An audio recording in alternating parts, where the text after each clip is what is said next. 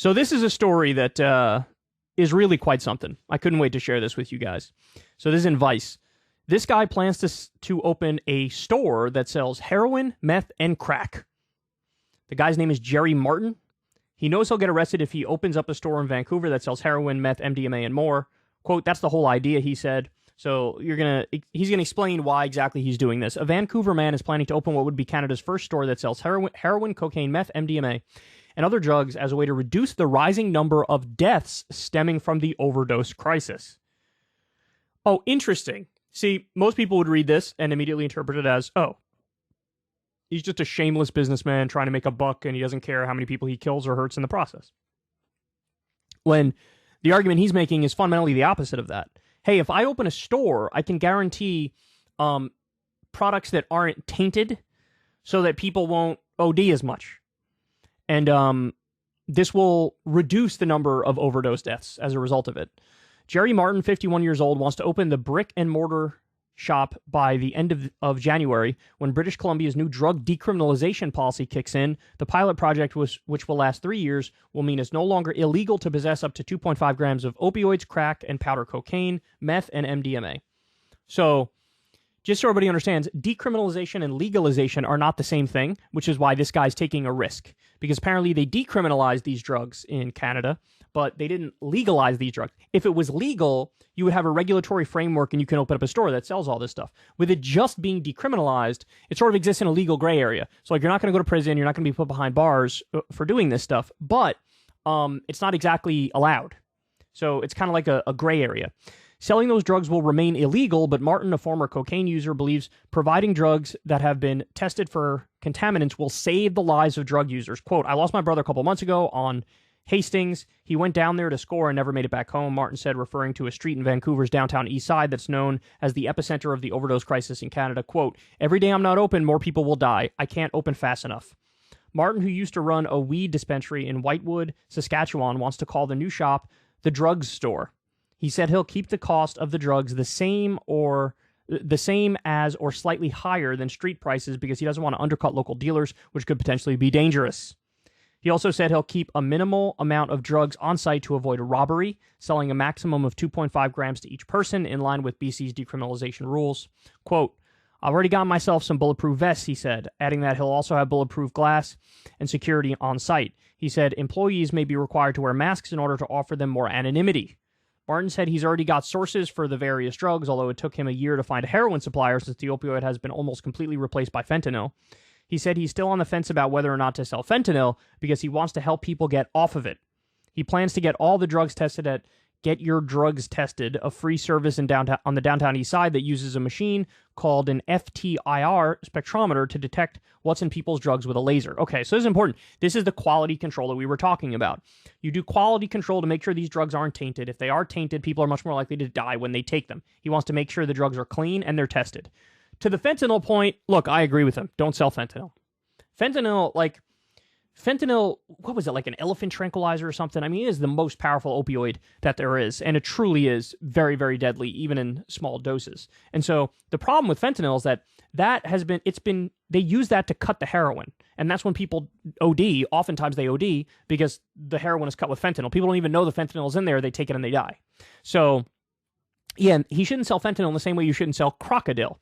There are versions of every kind of drug known to man that are relatively safe with the right dose and making sure it's pure. But then there's also versions of various drugs that are not safe at all. The not safe versions of all the drugs shouldn't be sold, right? This is what I would categorize as regulation instead of outright bans. Like, yes, we should regulate the substances to make sure that they're safe, and that would mean effectively sort of banning the worst version of all these different substances. Like, for example, during Prohibition, they made alcohol in bathtubs, and sometimes it was cut with products that ended up killing people. And so when you legalized alcohol, you can make it so that you regulate away the bad practices which make tainted batches. Same thing goes for this. I would argue fentanyl on its own should be regulated out of existence. And so I wouldn't sell that if I was him, just like I wouldn't sell crocodile. You know, I think that the worst versions of every substance should be regulated out of existence. He seems like he's struggling with that, as if some people can like kind of actually take fentanyl and be okay with it. No, fentanyl's for like people with stage 4 cancer who are about to die, who normal opioids are not, cutting the pain back. And that's it. It's just for them. Part of my plan is that when they go to buy something, we're going to give some education on how to quit. That's good, Martin said, according to his business plan with Vice News, which Vice News has viewed. He will only sell to people 18 and older. Again, good. The drugstore will provide customers with reliable access to safe tested drugs, harm reduction supplies such as unused sterile needles, pipes, etc., and educational information. The business plan reads, adding that the store will be located in the downtown east side where drug use is rampant and where the product is most purchased.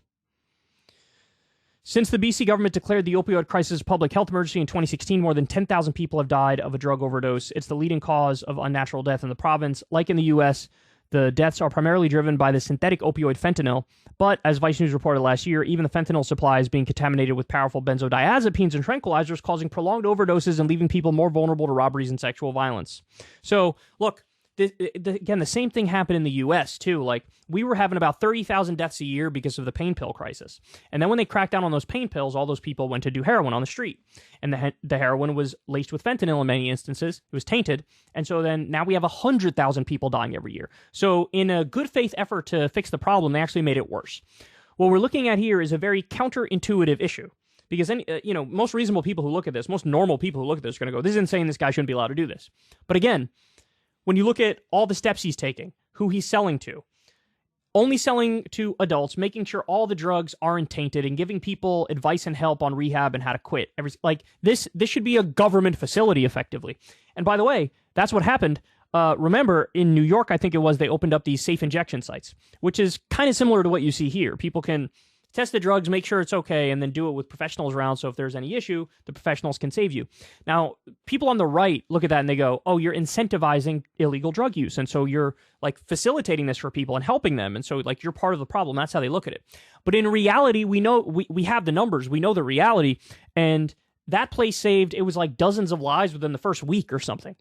And so, again, it's counterintuitive. I grant you that at face value, look at it, you're like, I don't know, man, that seems too far. But then when you look at the reality of these places and how many lives they save, it's worth it. It's worth it. We need a more intelligent drug policy. We've been doing this war on drugs for so long, this crackdown on drugs for so long, and we still have the same number of drugs, but just way more deaths. So it didn't work. It didn't work. The prohibition did not work. It never worked for alcohol. It's never working for other drugs. And so, I mean, I get it. Wacky story at face value, but I think the specifics matter. The details matter. How they carry it out matters. And this could have some very, very positive effects. The only thing I'm so on is, like you said, don't sell fentanyl. I think that's crazy. But also, even like meth, my understanding is that the way meth is made, it has many products in it that are sort of very, very damaging for people. Like they cut it with fucking diesel fuel or whatever. I don't remember. Don't quote me on that. But it's, just some shit that shouldn't be in it, nail polish remover, whatever the fuck. And so that's one of the reasons why you see a lot of meth users, they have they don't have teeth, or their teeth are super fucked up. So that's one of those drugs where by its very nature, it's very, very harmful. So what I would say is even meth, what I would do is get a more, a pure cocaine would be better than meth. I'm giving detailed drug advice to these guys. But no, seriously, cocaine has issues. Cocaine has problems. And maybe there's a price issue as well. That's way more expensive than meth. Meth is way cheaper. Maybe that's why a lot of people take that instead of cocaine. But meth, I think, is kind of in the fentanyl category where it's that on its own, little too much, but you got to regulate it, reel it in, give a more pure version of an upper that's not going to fucking rot your teeth out or whatever. You know what I'm saying? So anyway, I think the details matter, the specifics matter. Figuring out the right way to do this is not easy, but I think this makes sense. I think his heart's in the right place. I think the idea, even though at face value it's crazy, it's actually very reasonable when you get to the impact of it. And so,